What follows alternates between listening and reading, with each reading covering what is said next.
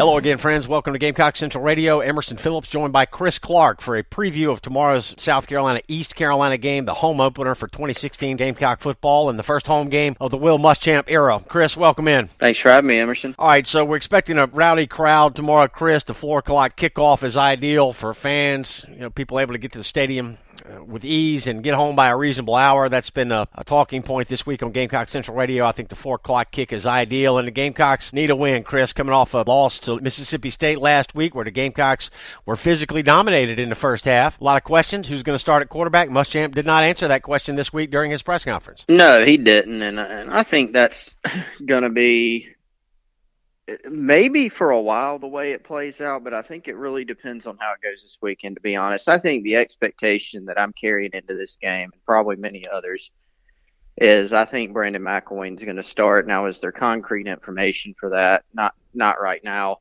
But I think that's certainly the way it's been looking.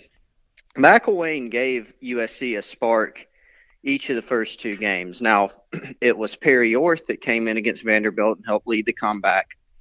It wasn't all McElwain's fault that the Gamecocks didn't put points on the board against Vandy. He did have a fumble on the 17-yard line inside Vandy's red zone, which was a key play in that game, negatively for South Carolina. And North came back and led him, but it was McElwain who gave them the 2 touchdowns that they scored against Mississippi State in the second half on the road. So he has given them a spark, and he gives them a little bit of a different element. The offense will look different with him in there. He can run the zone read more effectively. He can scramble out of trouble. South Carolina's offensive line struggled for about 6 of 8 quarters, probably. Struggled most of the Mississippi State game. And so having a mobile guy can help in there. And he's going to be all over the place a little bit throwing the ball, as we saw against Mississippi State. But maybe he can settle in a bit. Maybe the staff can give him some safer throws to make. Could Orth play? Certainly he could. But I think the expectation that I have is that McElwain will probably, as long as he's playing well, get most of the snaps, or at least that'll be the plan going in. And if he plays well, maybe Muschamp does say, hey, this is our guy. But I think a lot of it depends on how things unfold this weekend. Chris, what are the chances that Jake Bentley plays at quarterback this week?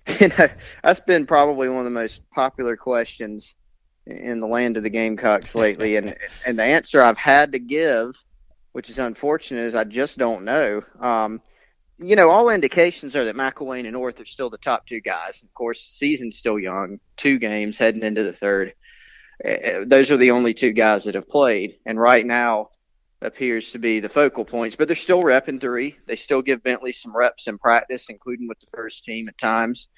And they want to have him ready. And it really, his biggest impediment was he just arrived later. I mean, Orth had already been on campus. McElwain arrived in January. If Bentley had arrived in January, I mean, who knows? He may be the starter right now. He was just behind from a knowledge standpoint. Now the other 2 have actually played in the game, and he hasn't. But he's still, learning. He's still repping. You never know with an injury or ineffectiveness what may happen. And the good thing about it is, Emerson, they don't have to make that determination before the first game or even now. They don't have to decide whether or not Bentley plays. They can just keep repping him and see how things unfold. If they find a guy this year, if it's McElwain, if it's Orth, or if they play 2 at times and still feel good about their production, maybe they redshirt Bentley. But I don't think that determination's been made for sure. I think they probably would ideally like to redshirt 1 freshman quarterback if possible. But we'll just have to wait and see how things unfold there. Yeah, Bentley's kind of the mystery man right now, isn't he? We hear a lot of good things about him, but he's not gotten into a ball game yet. And I'm wondering if maybe this will be the weekend with the Gamecocks playing at home. It is a non-conference game. Bentley kind of been on the back burner a little bit, but out of sight, but certainly not out of mind. We invite you to download the Gamecock Central Radio app. We have a free phone app that's available on the App Store and on Google Play. You can listen to the Gamecock Central Radio podcast anywhere you receive cell phone service. Again, it's a free app. To subscribe to this podcast, search for Gamecock Central Radio. We're on iTunes, SoundCloud, and other popular services, or just visit radio.GamecockCentral.com. Chris, a couple of areas of concern for the Gamecocks after 2 ball games has been injuries on the offensive line. 2 linemen are down this week. Offensive line play you could make the argument has not been as strong as perhaps we thought it would be going into the season. And then Muschamp was critical of the tackling, the effort on defense last week in that loss to Mississippi State, particularly the secondary. But the simple fact of the matter is that he doesn't have a lot of options in terms of personnel to turn to make changes in the secondary. So that group's just going to have to play better. Muschamp talked about that this week. What are the Gamecocks going to do to improve offensive line play and tackling tomorrow against East Carolina? Yeah, those are key questions. And look, this offense, I think people are forgetting. Look, a lot of people are thinking, okay, new system, Kurt Roper, some new players, new faces. South Carolina's automatically going to be a lot more productive on offense. And you got to remember that there's still a lot of inexperience at the skill positions. I mean, McElwain's playing for the first time, A.J. Turner for the first time. Even Hayden Hurst, who's one of the best offensive players on this team, he didn't play a ton last season. He's just a sophomore. And, they felt good about the O-line coming into this season because there was some talent and they felt like they had some depth. But even some of the guys who have been around a while, like a DJ Park, who's a fourth-year junior, he hasn't played a lot of significant snaps or started full-time in his career. And Donnell Stanley, same thing.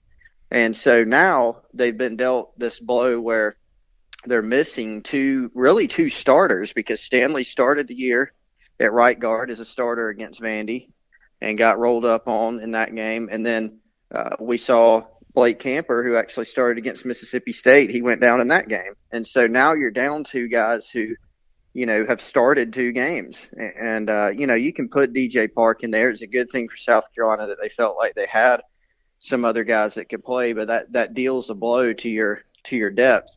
That said, the group has to play better. Some of it was just mental mistakes, not getting little things right, which can be the difference in a game. Some of it was just getting beat individually. Mississippi State, A.J. Jefferson, he terrorized South Carolina at times on the defensive line, and they gave up a couple sacks and one-on-one situations on third downs in that game that were poor. So schematically, they're looking at adjusting some things. But the bottom line is they just got to play a little bit better. They found their stride in that second half against Vanderbilt, and that's what they're going to have to try to return to. As far as the secondary, not a lot of options. They want to make some changes there, but there aren't a lot of guys that they can turn to. The most glaring one, of course, is going to be at safety because Chaz Elder's out for this game. They already had very, very minimal depth at safety, so you're going to see, Chris Moody, who's been a safety in his career, he shifted back from linebacker. He'll play there. Stephen Montauk could play there, who joined the team in the preseason from junior college. Jasper Sasser and Torrey Boyd played against Mississippi State. Are any of those options ideal? No, not right now. But that's where they're at. And really, they're going to have to just improve a lot with the open field tackling. They worked on it a lot. And we'll see if it shows through. But Mississippi State, going back and looking at that game, really burned them on some third downs. They converted a couple third downs for touchdowns, and they had on drives that ended up being touchdowns. And then late in that game, they converted a 3rd and 8 too, that ended up leading to a field goal drive and really milked the clock when South Carolina was trying to come back. So, getting in the right places will be big, but just playing better on third down and tackling in the open field will be a big challenge and a big key. Chris, wide receiver Deebo Samuel, how healthy is he right now? We haven't been given a firm indication other than Muschamp said early in the week or after the Mississippi State game that they expected him to play. I would think he would. I don't know if he'll be 100%, and I don't know, if he'll play as many snaps as, say, he did against Vanderbilt. Certainly he came back in that Mississippi State game, but it didn't look like he was 100% then. Randricus Davis, the freshman, came in and played some. Terry Guger played some, a veteran on this team. And so I would imagine they'll go that route. I don't have any indication that Samuel's not going to play. But if they limited him some, then they've got some other guys, some younger guys that they could turn to. Keel Pollard could play more. He's a tight end, but could also line up at receiver. Muschamp said he'll factor in more, and they've got some other freshman options. So Samuel's a guy that they really need healthy, but we don't have a firm indication as to, what percentage he is right now. Chris, East Carolina's coming in hot. They're 2-0. They beat NC State last week. That's a big win for their program. North Carolina State being a Power 5 program that's an in-state rival. So East Carolina coming in with confidence, and, they made a reputation for themselves, haven't they, of beating Power 5 schools in years past. They've beaten Virginia Tech a couple of times. They beat NC State last week, and they've beaten the Gamecocks over the years as well. So this is a program that gets geared up for games like this, and they're coming into Williams-Brice looking to go to 3-0 tomorrow. Talk about East Carolina, what they do well, and what kind of problems they might present. Well, everybody thinks of offense with East Carolina, and their quarterback, Philip Nelson's a guy who transferred from Minnesota, and he's been very efficient. He's completed a lot of his passes, and part of that, is a credit to him, but also their offensive system. They make you, like Mississippi State, really, they make you defend the whole field. It's different types of offenses, but there'll be some similarities in that they're going to spread you out.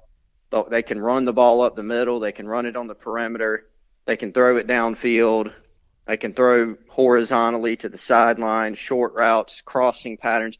They do a lot of different things, and they throw in play fakes too, and so it's just going to be a tough matchup. I mean, and this team has some talent. They've got a good quarterback. Some of their skill position players are legitimate players. Their running back, Anthony Scott. They've got 2 or 3 receivers that are good. They've got a guy who comes in and plays quarterback and receiver and can really hurt you running the ball and breaking tackles. So South Carolina will definitely have their hands full. Now, watching back the East Carolina-North Carolina State game, I do think ECU is sort of vulnerable on the offensive line. They made some things happen there in terms of tackles for loss and pressuring the quarterback at times too. But East Carolina just did a good job of converting some third downs and even hitting some plays that looked busted at first. So USC will have to be real disciplined. Defensively, it'll be another challenge because until further notice, South Carolina has to play better up front. ECU will change the fronts up. They'll blitz from different spots. They've got a player who lines up as an outside backer who can really hurt you knifing inside and rushing the passer. So I think there's some vulnerabilities in the secondary, but I thought that with Mississippi State too, and South Carolina didn't take advantage until later in the game. For me, it just comes down to playing better up front. I don't think ECU's as talented as Mississippi State up there, but if South Carolina doesn't play better up front, they can still have some problems there. Chris, this game is sold out. What are your thoughts on the 4 o'clock kick? There were so many noon starts last year, 1 o'clock games. I think the fan base is happy to be playing at 4. I don't know if it makes a difference to the players. I think it does make a bit of a difference to the fans. Muschamp's first home game, first appearance at Williams-Brice for a lot of the players on this team. So important for them to be welcomed warmly, and we're sure that they will be tomorrow. Yeah, no doubt. It should be a good crowd. I think, like you said, people sort of tired of the noon kicks last year, but because of the state of where things were, that's sort of what ended up unfolding. And you're right. This will be the first home game for these players. A lot of these guys, you don't really think about it at first. A lot of these guys, Brian Edwards and A.J. Turner and Brandon McElwain, so many players on this team got their first action or first substantial, important action on the road, 2 straight home games. And maybe that's even a benefit for this team going forward to sort of be thrown in the fire like that. We all saw, even playing at Vanderbilt, which is far from the most intimidating atmosphere in the conference or in the country, even playing there, they had some jitters. And part of it's young players, maybe part of it's playing away from home. But it'll be interesting to see. I do think the crowd will be geared up, but I think it'll also depend, the crowd's sort of performance, quote unquote, will depend on how the game's unfolding too. But I think people are excited to see this team back home after 2 straight road games. Yeah, it feels like it's been a long season already. The Gamecocks hadn't even played at home yet, so the home opener is tomorrow. Final thought here, Chris, as we wrap up the East Carolina preview. The Pirates open as a 7-point underdog.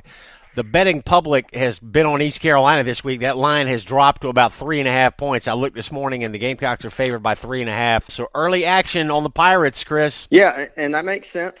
And with that line, what you typically say, Emerson, is when you get, the 3-point line for the home team, that's thought of as a pretty even matchup. Yep. And remember, Vandy was favored by it ended up being about 3.5 points prior to that game. And that ended up, at the end of the day, being a pretty evenly matched game, even though South Carolina was the team that ended up taking it by 3. So I think that's accurate. I don't, regardless of who wins the game, I don't see it being, a huge advantage in favor of one or the other. I think for South Carolina, this is their most favorable defensive matchup in terms of them being able to move the ball, but it's also a very concerning offensive matchup because they haven't tackled well defensively and they've gotten out of position some. So it should be interesting to watch. South Carolina opened a 7-point favorite. They're now 3.5-point favorite heading into tomorrow's 4 o'clock kick at Williams-Brice. Fans are encouraged to arrive early. We've got a new policy in place as far as what you can bring into the building, new safety procedures being implemented this year. So please go to GamecocksOnline.com, read about that, or you can read about it on Gamecock Central as well. So looking forward to a packed house tomorrow at Williams-Brice. And Chris, we appreciate your time today, and we'll talk to you next week. All right, good talking to you, Emerson. Thanks. All right, that's Chris Clark, and I'm Emerson Phillips, and this is Gamecock Central Radio. Thanks for being with us.